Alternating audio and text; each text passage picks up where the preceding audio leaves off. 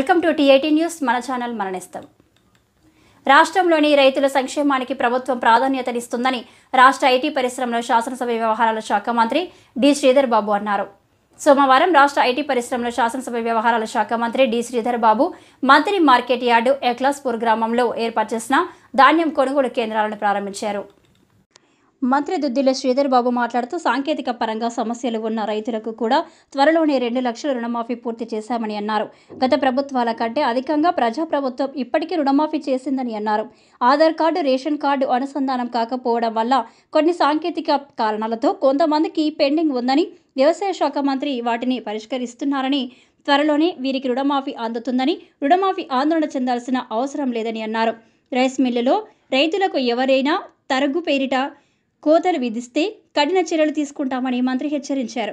రైతుకు మద్దతు ధర విషయంలో ఎటువంటి నష్టం కలగకుండా పౌర సరఫరాల సంస్థ మార్కెటింగ్ అధికారులు పర్యవేక్షించాలని అన్నారు. మార్కెట్ యార్డులో ఉన్న గోదాముల సామర్థ్యం పెంపుకు చర్యలు తీసుకుంటామని అన్నారు. ఎన్నికల సమయంలో ప్రజలకు ఇచ్చిన హామీ మేరకు 200 యూనిట్ల ఉచిత విద్యుత్, 500 రూపాయల గ్యాస్ సిలిండర్ పథకాలు ప్రారంభించామని, మిగిలిన పనులు కూడా ఆర్థిక వ్యవస్థను బాగు చేస్తూ గ్యారంటీ పథకాల అమలుకు చర్యలు తీసుకుంటామని అన్నారు. ఈ పర్యటనలో రాష్ట్ర మంత్రి వెంట సంబంధిత అధికారులు, ప్రజాప్రతినిధులు తదితరులు పాల్గొన్నారు.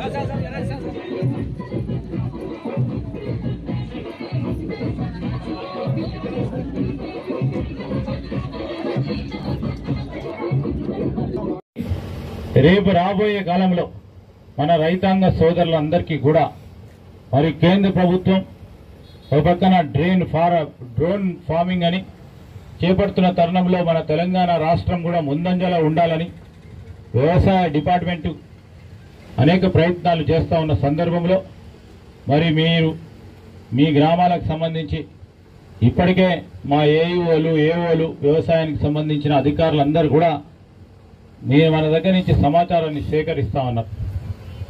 ఈ సమాచారాన్ని పట్టుకొని ఎవరు ఏది పంట పండిస్తున్నారు, ఎన్ని ఎకరాలు పండిస్తున్నారు, వీరికి ఏ విధంగా సాంకేతిక పరిజ్ఞానంతో వారు పండించే 1 ఎకరమా 2 ఎకరాల్లో ఉత్పత్తి ఏ విధంగా పెంచాలి అని కొత్త ఆలోచన చేస్తూ ఉంది మన ప్రభుత్వం. అందుకోసం మా రైతు సోదరులందరూ కూడా ఇక్కడ చైతన్యవంతులు. మా ఇక్లాస్పూర్ బాగా కష్టపడతారు, బాగా ఉత్పత్తి చేస్తారు, మరి కొనుగోలు కాకుంటే అదే విధంగా లొల్లి చేస్తారు. సో అన్ని కూడా దృష్టిలో పెట్టుకొని మీ అందరికీ మనవి చేస్తా ఉన్నా, ఎక్కడ కూడా ఇబ్బంది రాకుండా ప్రభుత్వ యంత్రాంగం పూర్తి స్థాయిలో చర్యలు తీసుకుంటుంది. ఎవ్వరు కూడా ఇబ్బంది పడకూడదు. ఇవన్నీ చర్యలు తీసుకుంటాం. రాబోయే కాలంలో కూడా ఆనాడు మనం గోదాములు అగ్రికల్చర్ మార్కెట్ కమిటీలో కట్టించినాం. మళ్ళొక్క మారు ఇంకొద్దిగా ఈ గోదాముల కెపాసిటీ పెంచే ప్రయత్నం చేస్తా ఉన్నా. దాన్ని కూడా అతి త్వరలో కూడా శాంక్షన్ చేపించే ప్రయత్నం చేస్తా. మరి మన గ్రామాలకు సంబంధించిన ఈరోజు మనం చెప్తా ఉన్నట్టు అనేక కార్యక్రమాలు జరుగుతూ ఉన్నాయి. ఈరోజు మన ఇళ్లకు మా పెద్ద ఒకరిద్దరు ఆసాములు తప్ప 200 యూనిట్ల కరెంటు ఫ్రీ తీసుకుంటున్నారు. ఎవరు కూడా బిల్లు కడతలేరు. ప్రభాకర్ రెడ్డి కడుతుండో మళ్ళా సర్పంచ్ సాబు కడుతుండో తెలియదు. కానీ ఈరోజు చాలా వరకు 99% ఫ్రీ కరెంట్ ఇస్తున్నాం. 200 యూనిట్ల వరకు బస్సు ఫ్రీ ఇస్తున్నాం. మా మహిళా సోదరు వాళ్ళకు 500 రూపాయలకే సిలిండర్ ఇస్తామని చెప్పినాము, ఇస్తున్నాం. ఇంకా చూస్తుంటారు, ఇంకో 2-3 చెప్పిండు కదా సార్ అని. అవన్నీ కూడా ఒకటి తర్వాత ఒకటి ఇచ్చే కార్యక్రమంలోనే కార్యాచరణలోనే ప్రభుత్వం ముందుకు నడుస్తుంది. వెనుక ప్రభుత్వం యంత్రాంగానికి సంబంధించి ఆర్థిక వ్యవస్థ మీరు కట్టిన తర్వాత ప్రభుత్వం ఆర్థిక వ్యవస్థను అస్తవ్యస్తం చేసింది. ఉదాహరణకి మన ఇంట్లో ఎవరైనా 5,000 రూపాయలు ఏ రోజు ప్రతి నెల వారి జీతం వస్తే నాలాంటి కొడుకున్న 5,000 రూపాయలు తీసుకొని దుబారా ఖర్చు చేసి వచ్చే నెల మంచి ఖర్చు చేయాలా, తండ్రో ఇంకో తమ్ముడో చేయాలంటే దీన్ని సక్రమంగా పెట్టాలి. ఈ సక్రమం పెట్టే ప్రయత్నంలో ఈరోజు ఆర్థిక వ్యవస్థ గాడిలో పెట్టే ప్రయత్నంలో ఒకటి తర్వాత ఒకటి మొదలు పెట్టుకొని ముందుకెళ్తా ఉన్నాం. ఇచ్చిన హామీలు నిలబెట్టుకునే ప్రయత్నంలో వారిలాగా కాకుండా, గత ప్రభుత్వంలా కాకుండా ఇప్పటికే 5 ప్రధానమైన మరి గ్యారంటీలను మేము అమలు చేసే కార్యాచరణ తీసుకొని ముందుకు పోతా ఉన్నాం. ఇంకో 2-3 ప్రధానంగా ఉన్నాయి, తప్పకుండా చేసి పెట్టే ప్రయత్నం చేస్తాం. ఏదో పేదవాళ్ళ పిల్లలకు సంబంధించి ఒక ప్రధానంగా మరి ఇంటిగ్రేటెడ్ స్కూల్ను మొదలు పెడుతున్నాం.